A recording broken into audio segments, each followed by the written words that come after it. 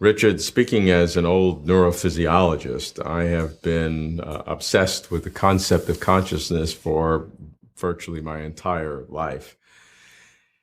And what you do is you take the existence of consciousness, which is greatly debatable in today's world, but from that, you have an inference to the existence of God. How do you form your concept of consciousness, and how do you make that inference? Yes, let's be clear about the datum first.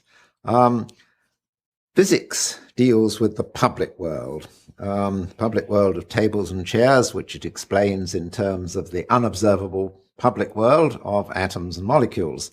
But as well as these things in the world, there are thoughts and feelings and purposes and desires and beliefs, and these are the world of consciousness. These are quite different from the goings-on in the brain which cause them. Of course, if I feel pain, it's caused by something happening in my brain, but it's a distinct event from what's happening in my brain. Why do I say that? Well, suppose some creature arrives from Mars looking a bit like us, and it has a central nervous system, so we cut it open and we find in there all sorts of connections between neurons.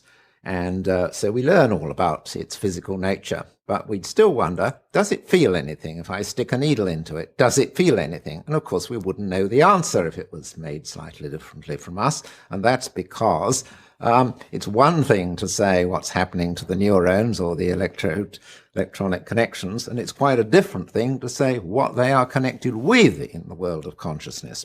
And mere knowledge of the one doesn't give you knowledge of the other. So there's different things. Caused, of course, largely. Our thoughts and feelings are largely caused by goings-on in the brain, but they are distinct events from them.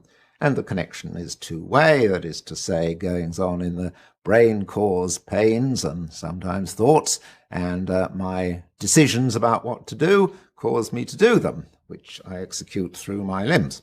So two-way connections. So there is this whole world of thought, feeling, color, sound, and so on, which is I have privileged access to. It's, to some extent, private to myself. And this is the world of consciousness. Indeed, it's the thing we know about most certainly in the world, that there is this life of consciousness. But yet some people say it's an illusion.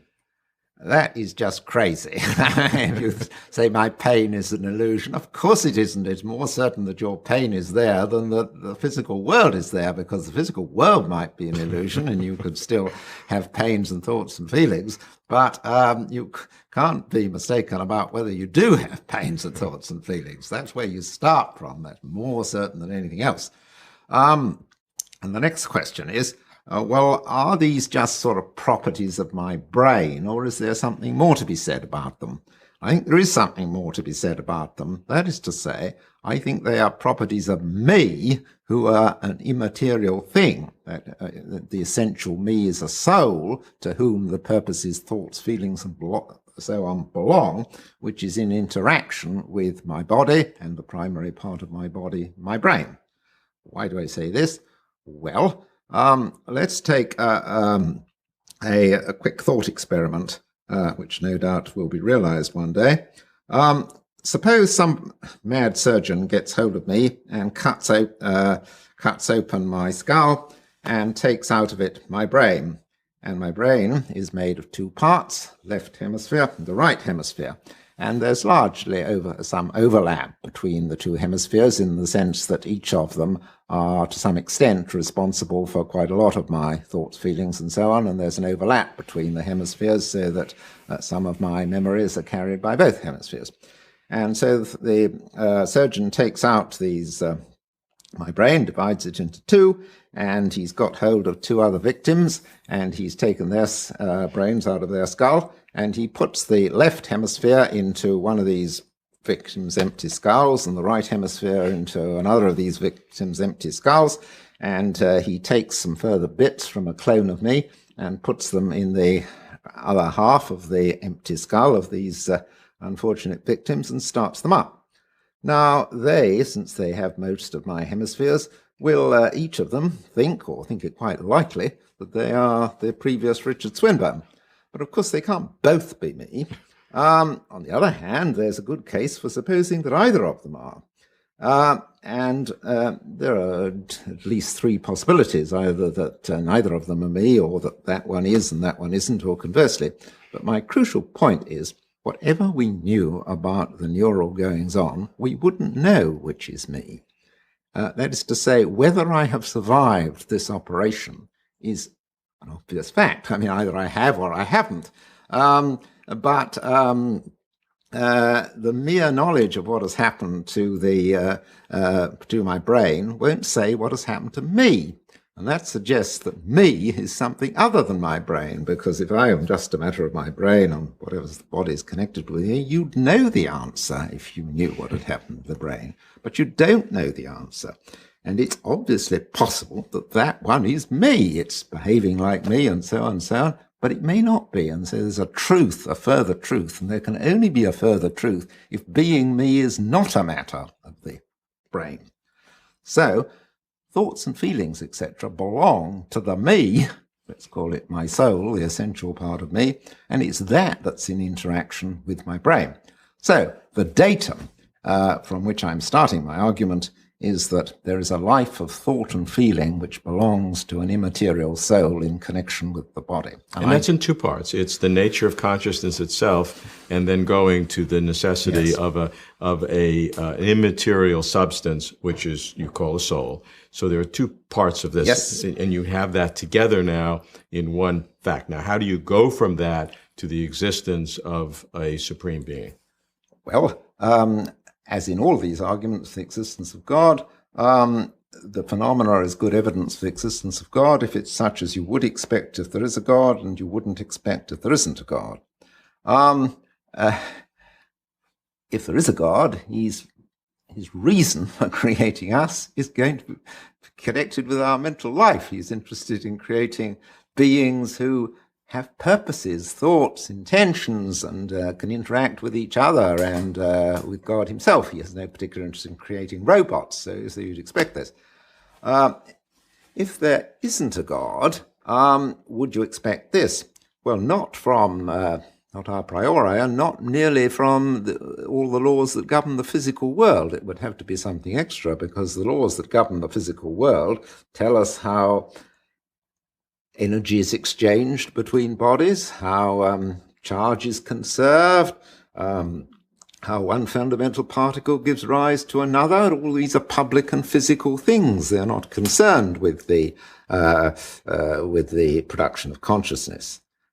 But you may say, why shouldn't the science of the future incorporate these things? Why shouldn't the 22nd century produce a science which incorporates these things? After all, science has gradually extended its scope. Once upon a time, there was a science, for example, of magnetism, and then a science of electricity, and then a science, they combined them into a science of electromagnetism, and then light was brought into the picture. There was once a science of light by itself, and then light was seen as an electromagnetic phenomenon. Why shouldn't the physical sciences extend so as to embrace these things?